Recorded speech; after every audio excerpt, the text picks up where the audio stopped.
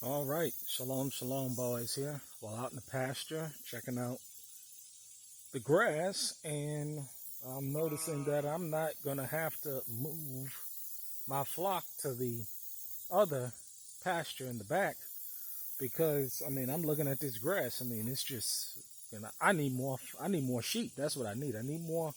I need more livestock. But uh, what I've decided to do was just grow it naturally instead of going to buy more due to the simple fact that I'm it's oversupply. I just got more lamb than I can process, and I'm in the process of selling it as well. So I have about 4 ram lambs that I can go ahead and process, and easy selling. It's not going to be a problem to selling. The issue is not distribution. The issue is making sure that you produce a good quality livestock. But the point of this video and what I wanted to talk about was just general preparedness. And there's definitely different levels of preparedness, and I think the maximum level of preparedness is homestead, livestock, growing your own food, proficiency in having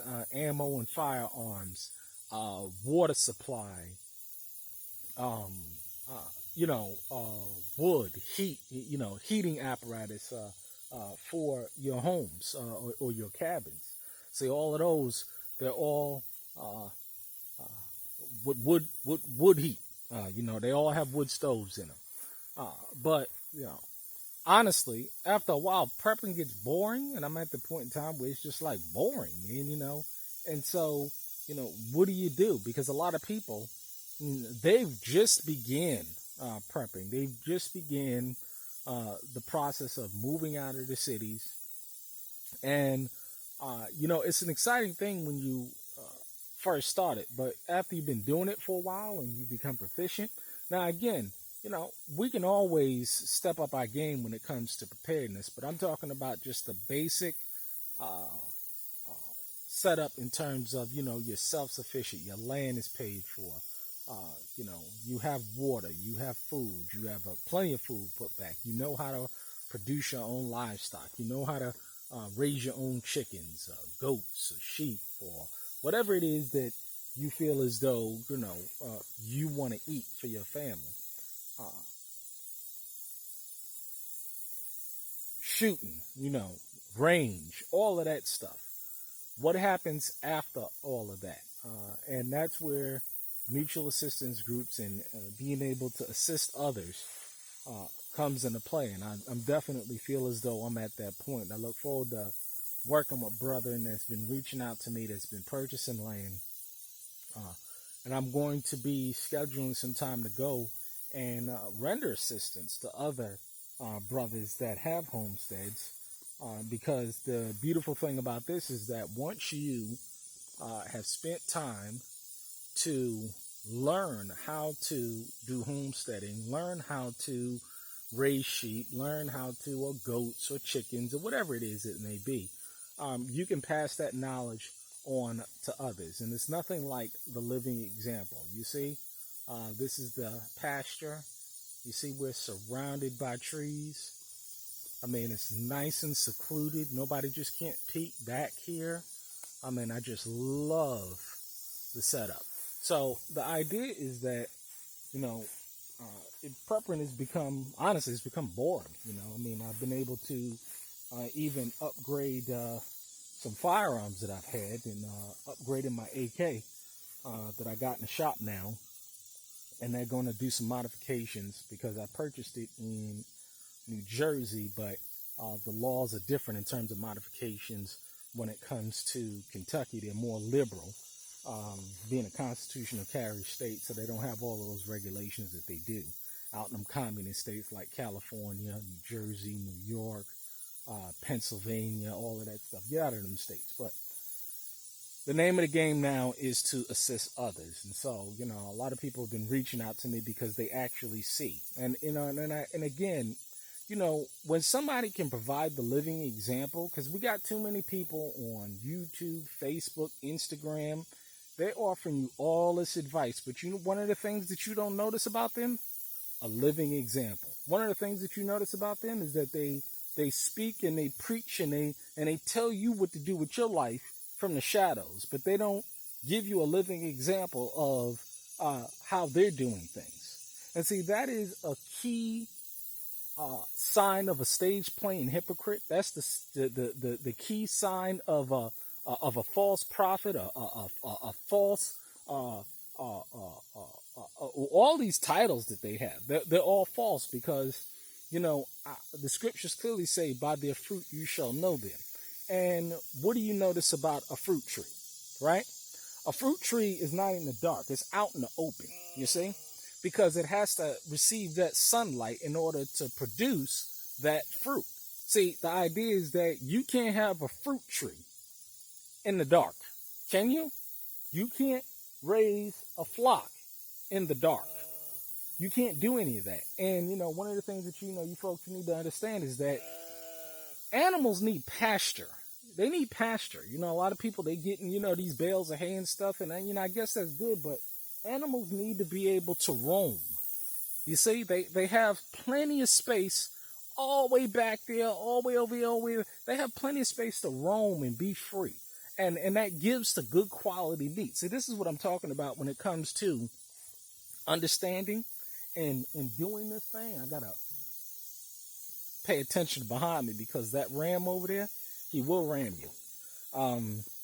But the name of the game definitely is to assist others to, develop their homesteads, and I will be available to do that. Now, I've already,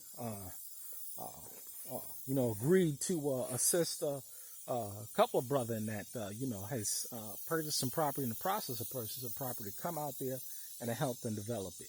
Because, the folks that's going on before you, they know what the pitfalls is. They knows the do's and don'ts. And I had to learn this from people who did it before me. People that had homesteads and communities and that knew what they were doing. And they said, well, listen here, this is how you should set this up.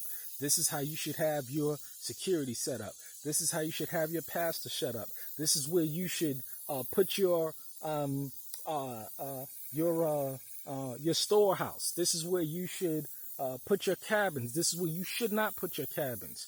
Make sure that you have, and you're building a, a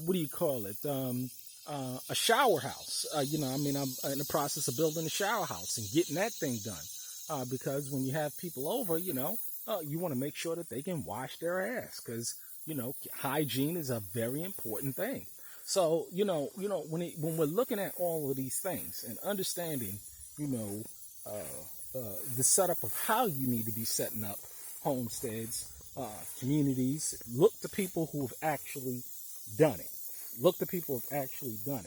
And, does everybody know everything? Sure. You can always get, knowledge, wisdom, understanding, from other people that's actually done it. But the biggest thing that you need to do and ensure is that you can see the mannerism of their lifestyle, that you can see the fruit and the increase of their hands, so that their knowledge and their experience and their wisdom can be a benefit to you. You see? That's how that works. I got about probably, she looked like she was going into birth. But I have about 20 more.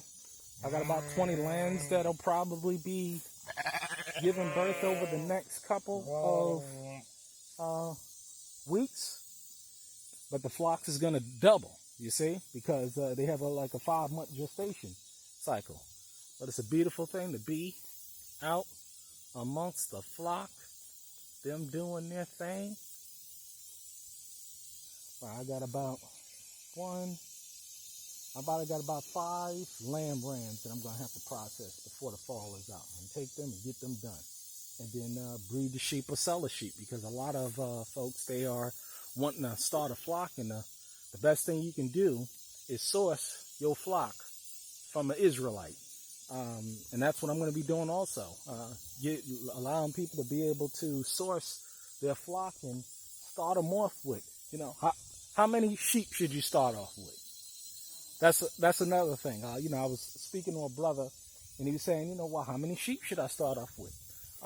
You know, and these kind of answers that come forward for people that has actually done it and that is doing it and is knowing it. And so, you know, being that I've learned how to do this, I can now, and I'm in a position to teach others. You see? You know, it's amazing how, you know, typically they don't get close to strangers. But, hey, they know that they're shepherd. They know they're shepherd because my sheep will hear my voice, and a stranger's voice they will not follow. You see? Isn't it beautiful?